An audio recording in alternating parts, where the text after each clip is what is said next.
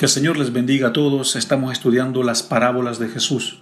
Estamos en la parábola número 6 y es la parábola del rico insensato. Lucas 12, 16 al 21, versículo 16. También les refirió una parábola, diciendo: la heredad de un hombre rico había producido mucho. Acá se refiere a un hombre rico que tenía muchas tierras y esas tierras le produjeron una gran cosecha, es decir, una gran riqueza, y eso se interpreta como una heredad. Entonces Jesús les está hablando aquí a los discípulos a través de una parábola diciéndoles que un hombre tenía muchas riquezas, tenía mucho dinero, y en sus tierras, en sus campos, la cosecha había sido demasiado. Versículo 17. Y él pensaba dentro de sí, diciendo: ¿qué haré? Porque no tengo dónde guardar mis frutos.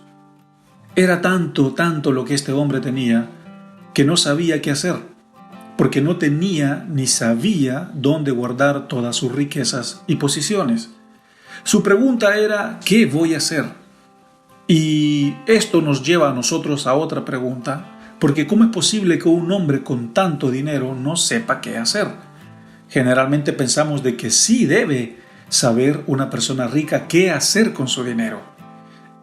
Aquel que es rico y no sabe qué hacer con su dinero, esto es porque eso nos dice de que esa persona es simplemente una persona necia que no sabe en qué invertir su dinero. Y este es el caso de este hombre que no sabía qué hacer, no sabía dónde guardar sus riquezas y sus posiciones, porque él dice: ¿qué voy a hacer? Y se supone que él debía saber lo que tenía que hacer. Versículo 18.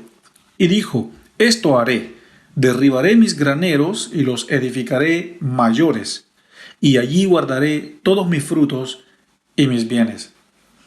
Y de repente, en su insensatez, este hombre, vamos a describirlo de esta manera, se le ocurre una idea. Según él era una buena idea. Voy a tirar todos mis graneros abajo y voy a construir otros pero mucho más grandes para guardar mis riquezas. Y lo que este hombre está haciendo acá es aplicando la ley del ser humano, que es la ley que entre más tiene, más quiere. Entre más deseo, más quiero alcanzar. Esa es una ley bastante peligrosa que generalmente está en casi todos los corazones de los hombres, pero especialmente en aquellos que no conocen a Dios y también son personas que tienen mucho dinero. Y en el versículo 18 este hombre dijo: voy a tirar todos mis graneros abajo y voy a construir muchos más y los voy a hacer más grandes para guardar allí mis frutos y mis bienes. Y como dijimos antes, aplicando esta ley de entre más tengo, más quiero. Versículo 19 dice: y diré a mi alma: alma, muchos bienes tienes guardados para muchos años, repósate, come, bebe, regocíjate. Este hombre se dijo eso a él mismo. Tenía una gran cosecha, unos grandes terrenos que habían tenido una gran producción, no sabía qué hacer. Al final se le vino una idea: derribar sus graneros, construir muchos más y más grandes para guardar allí sus riquezas. Y una vez que ya estaba tranquilo, que ya tenía la vida arreglada, dijo: me voy a sentar, me voy a relajar, voy a comer, voy a beber y me voy a gozar. Y yo quiero decir de que este relájate, come, bebe y gózate son 4 ingredientes peligrosísimos para el hombre, porque son las licencias para lanzarse a la vida y también lanzarse al pecado. Y esto significa una vida desenfrenada, con trago, con mujeres, con placeres, con todo este tipo de cosas. ¿Por qué? Porque ya no hay nada según esta persona en qué invertir la vida. Ya tiene toda la vida arreglada, tiene todo lo que quiere, todo lo que según él necesita. Entonces es tiempo de disfrutar de la vida y de disfrutar de lo que tiene. Pero bueno, repito, estos son 4 ingredientes peligrosos para caerse de cabeza en el pecado: relajarse, comer, beber y gozarse. Versículo 20. Pero Dios le dijo: necio, esta noche vienen a pedir tu alma, y lo que has provisto, ¿de quién será? Este es un texto muy interesante porque nos muestra 3 cosas. Lo primero que este texto nos muestra es un hombre necio. De hecho, Dios le llama a esta persona necio. Y Dios aborrece esto. Dios aborrece el hecho de que un hombre lleve una vida así, que pierde el propósito de su vida y que ya tenga supuestamente lo que es necesario para vivir y se dedique simplemente a vivir los placeres de la vida. Eso para Dios es un necio. Eso es lo primero que vemos en este versículo, un hombre necio. Y según el RAE, es decir, la Real Academia Española, la palabra necio significa ignorante, que no sabe lo que puede ni lo que debe hacer. Necio también significa, según el RAE, imprudente o falto de razón. Necio, según el RAE, también significa terco, porfiado en lo que hace o dice. Entonces, esto es lo que significa necio. Esto es lo que Dios piensa de un hombre como este rico. Lo segundo que vemos en este versículo 20 es que no sirve de nada todo lo que la persona tiene delante de Dios. ¿Por qué? Porque las riquezas no significan nada para Dios. De hecho, Dios llama a las riquezas insensatez. Y lo tercero que vemos en este versículo es: vas a morir. Dios le dice, o Jesús, ¿no es cierto?, en su parábola le dice a este hombre que va a morir. Y este hombre supuestamente ya tenía toda la vida arreglada. Ya tenía sus graneros que había construido, que estaban más grandes, tenía sus riquezas, era una persona que supuestamente gozaba, una persona que comía, bebía y se regocijaba de la vida. Y de repente vienen y le dicen: vas a morir. Y las riquezas que tienes, ¿de quién van a ser entonces? Por eso, ese es el tercer punto que vemos en este versículo 20, que de nada sirve. Entre el nacer y el morir, si en ese tiempo no se conoce a Dios o se vive una vida para Dios, el resto no sirve de nada. Todos los placeres, las cosas que supuestamente este hombre adentro de la parábola estaba disfrutando, no sirve. Y estas son las tres cosas que nosotros vemos en este versículo, y por eso digo que es muy interesante. Primero, un hombre necio. Segundo, un hombre que no sirve de nada todo lo que tiene. Y tercero, es un hombre que simplemente va a morir y todo lo que tiene va a quedar en el aire. Versículo 21. Así es el que hace para sí tesoros y no es rico para Dios. Así se comporta el rico. No hay nadie que no haga lo mismo, iglesia. No hay ninguna persona que no haga lo mismo, que piense lo mismo. Todos los ricos que han existido han hecho lo mismo, y los que existen ahora están haciendo lo mismo, y los que van a existir también van a hacer lo mismo. Así se comportan ellos, a menos que no vengan a los pies del Señor. Siempre es así. Para Dios el rico es pobre y tonto. Para Dios las riquezas del hombre no son absolutamente nada. Y hemos llegado a nuestros 6 versículos, al final de nuestros 6 versículos de interpretación de nuestra parábola, y tenemos el panorama. Un hombre rico que tiene una gran heredad, una gran cosecha que han producido sus tierras, no sabía qué hacer, se le ocurrió una idea y era tirar todos sus graneros pequeños, construyó graneros nuevos y grandes y metió allí todas sus riquezas y se dedicó a supuestamente a disfrutar de la vida, a gozar de la vida, a comer y a beber, y se lanzó a los placeres. Después de eso, este hombre iba a perder su vida, y ¿qué iba a pasar con sus riquezas? Y esta historia que nosotros vemos acá en esta parábola, que Jesús nos la cuenta aquí en esta parábola, es exactamente lo que ocurre hoy en nuestros días. Y para que nosotros podamos analizar esto a profundidad, yo quiero que entremos a nuestra aplicación, y estando en nuestra aplicación quiero decir de que esta parábola está muy conectada con un libro del Antiguo Testamento que es el libro de Eclesiastés. Para desarrollar nuestra aplicación, repito, quiero que entendamos que esta parábola está conectada con el libro de Eclesiastés, y también quiero que vayamos a ese libro para analizarlo. Por favor, vayamos a Eclesiastés. Aquí en el libro de Eclesiastés nosotros tenemos en profundidad lo que Jesús está refiriendo en la parábola del rico insensato. En la Biblia nosotros tenemos 5 libros que pertenecen y son parte de un grupo exclusivo y selecto en la Biblia, y este grupo selecto y exclusivo se llama los libros de la sabiduría o los libros sapienciales. Entonces, este grupo selecto, que son los libros sapienciales, tiene 5 libros: Salmos, Proverbios, Job, Cantares y Eclesiastés. Eclesiastés hace parte de este grupo selecto de los libros de la sabiduría en el Antiguo Testamento. Y en este caso estamos en Eclesiastés. Un libro escrito por Salomón, considerado uno de los hombres más sabios del Antiguo Testamento, aunque su sabiduría ha sido bien cuestionada. Pero quiero que miremos 2 cosas en este libro para profundizar en nuestra aplicación. La primera cosa que vamos a ver acá es un viaje por la vida.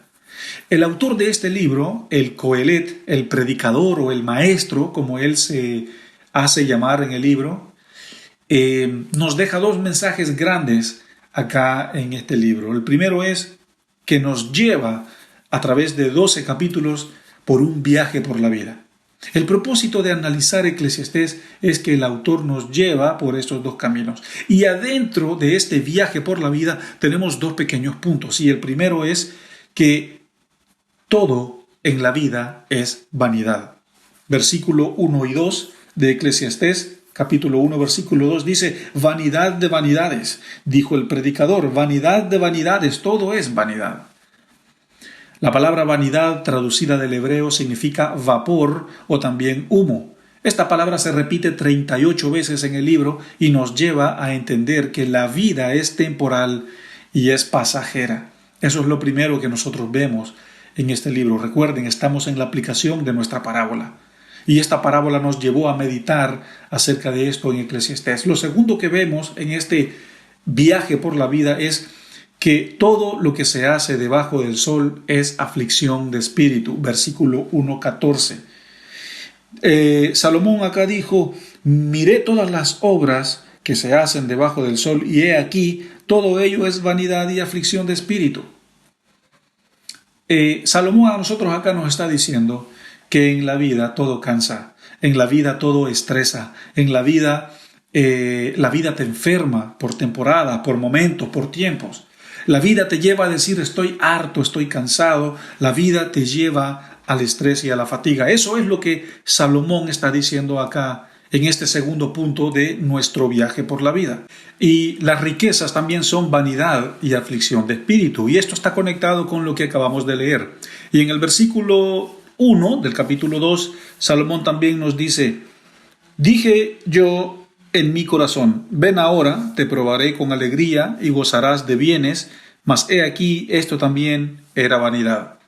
Por eso digo que las riquezas también son vanidad, porque vemos a un Salomón que probó de todo, que nos llevó por ese viaje de la vida probando de todo, haciendo de todo, fue más allá del entendimiento, analizó la vida a profundidad, hizo comparaciones sobre la vida, sobre la sabiduría, sobre la ciencia, sobre la tecnología inclusivemente, hizo comparaciones profundas con respecto a la razón, a las mujeres, sobre los animales, analizó todo lo que se llama vida, todo lo que se llama tiempo, todo lo que se llama espacio. Y con respecto a la filosofía, porque este hombre también filosofó por la vida, en cuanto a esto, él le puso la pata encima, ¿no es cierto?, a Platón, a Sócrates, a Aristóteles y a todos los filósofos que han existido en la vida, en toda la historia. ¿Por qué? Porque la filosofía, si bien se trata de encontrar ese propósito de la vida, Salomón lo vio, Salomón lo vivió, pero llegó a la conclusión de decir que la vida sin Dios no sirve de nada.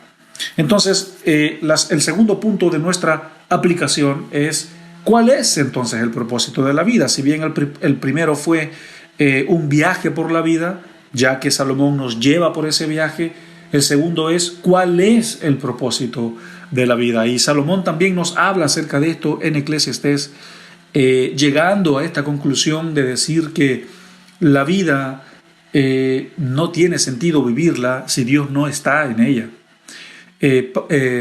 Salomón investigó a profundidad las 4 preguntas fundamentales de la vida, que son: ¿quién soy?, ¿de dónde vengo?, ¿para dónde voy? ¿Y cuál es mi propósito en la vida? Salomón analizó esto a profundidad y llegó a la conclusión.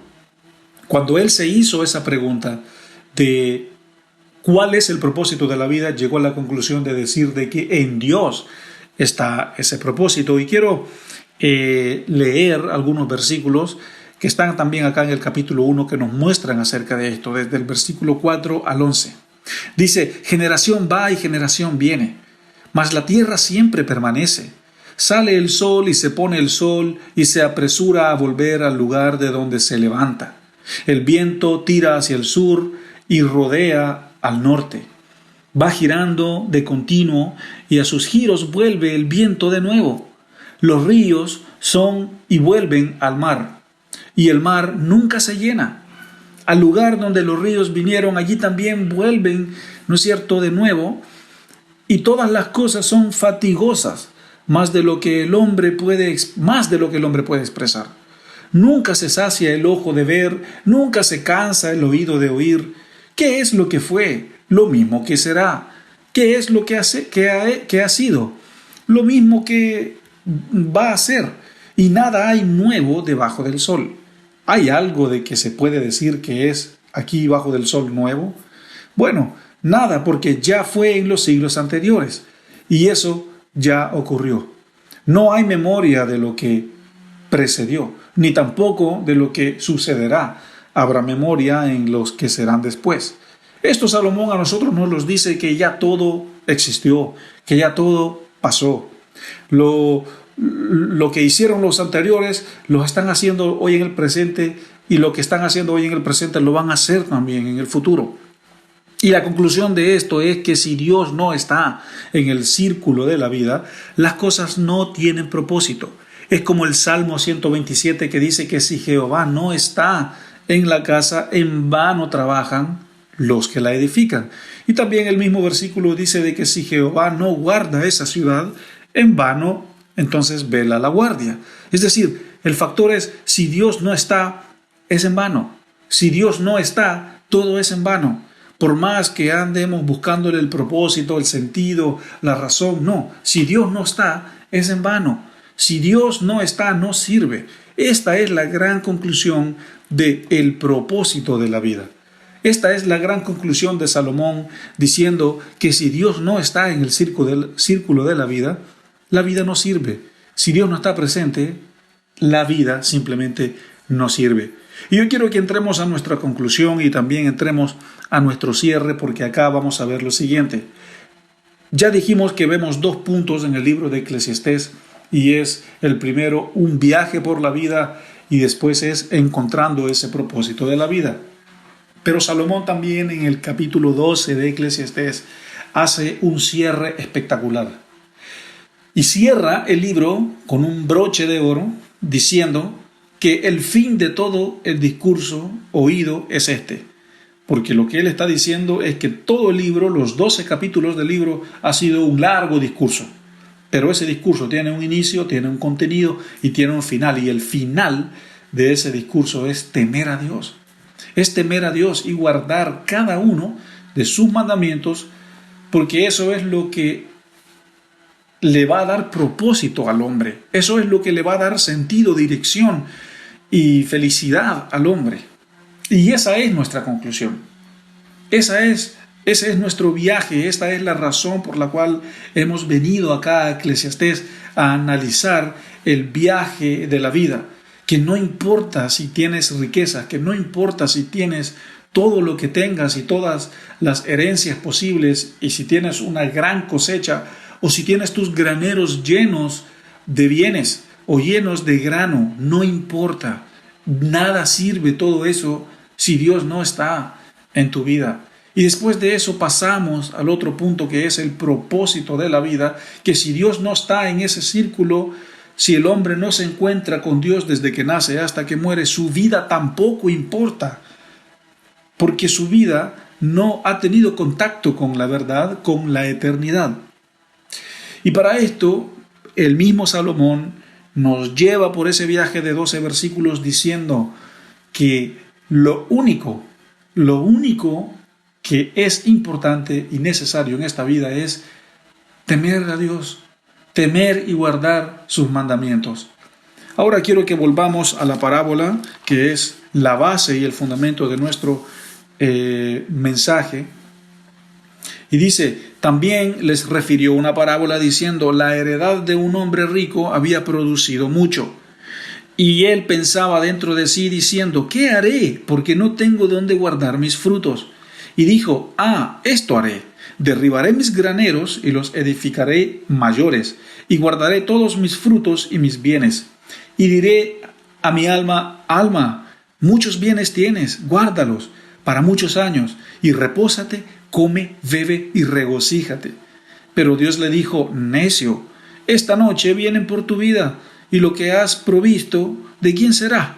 Así es el que hace para sí tesoro y no es rico para con Dios. Esta es la gran conclusión. ¿Qué pasa si hoy día pierdo mi vida? ¿Qué pasa si hoy en día yo muero y voy a una eternidad con Dios? Está bien, maravilloso si yo voy a una eternidad con Dios, pero si yo muero y no voy a una eternidad con Dios, entonces todo lo que yo hice aquí en mi vida no sirve. No tuvo sentido por mucho más que me esforcé, por mucho más que trabajé duro y gané todo lo que gané, acumulé todas mis riquezas, porque como Salomón dijo, a lo mejor los que vienen después de mí o a los que yo les voy a dejar mi herencia, a lo mejor ni les va a importar lo fuerte y lo duro que yo trabajé. A lo mejor van a derrochar toda esa herencia. Por eso no tiene sentido, no tiene propósito. Pero sí tiene propósito cuando yo llego al final de mis días diciendo, he temido a Dios y he guardado sus mandamientos, como dijo Pablo más adelante, he guardado la fe, he hecho lo que el Señor me dijo que hiciera, y entonces mi vida tiene sentido. Y esta parábola nos habla de que todo se pierde cuando vienen a pedir nuestra vida. Por eso la parábola del rico insensato nos dice de que nada nos puede llenar, nada nos puede sustentar. Dios es nuestra herencia, Dios es mi heredad, Dios es mi sustento, Dios es quien me provee, Dios es quien cuida de mí, Dios es quien me llena de esperanza. Es Dios quien llena mi vida. Y yo no quiero ser como el rico insensato. Yo quiero ser como el pobre de espíritu que siempre tiene hambre y sed de Dios. Hermanos, este es el mensaje. Esta es la maravillosa parábola que Jesús nos menciona, nos cuenta acá en el Evangelio de Lucas. Y esta parábola está conectada con el libro de Eclesiastés, porque el libro de Eclesiastés también nos dice lo mismo, de que podemos tener y tener y tener, y podemos hacer y hacer y hacer, y al final todo es vanidad. Como este hombre, todo era vanidad para él, todo era, no tenía sentido ni propósito. ¿Por qué? Porque ese mismo día perdió su vida, y todo lo que hizo y todo lo que se esforzó no sirvió de nada. Por eso nosotros tenemos que llegar a esta conclusión, como nos habla Jesús en esta parábola, de que Dios es nuestra herencia y no las riquezas. Dios es mi herencia, Dios es mi heredad, Dios es mi sustento, Dios es quien me provee, Dios es quien cuida de mí y Dios es quien me llena de esperanza. No quiero ser como el rico insensato, quiero ser un pobre de espíritu que siempre tiene hambre y sed de Dios. Hermanos, que el Señor les bendiga y por favor continúen acompañándonos en esta maravillosa serie de las parábolas de Jesús durante esta maravillosa temporada. Que el Señor los bendiga y nos estamos viendo en nuestro próximo mensaje de las parábolas de Jesús. Que el Señor les bendiga. Recuerda suscribirte a nuestro canal y activa las notificaciones para que no te pierdas ninguno de nuestros sermones.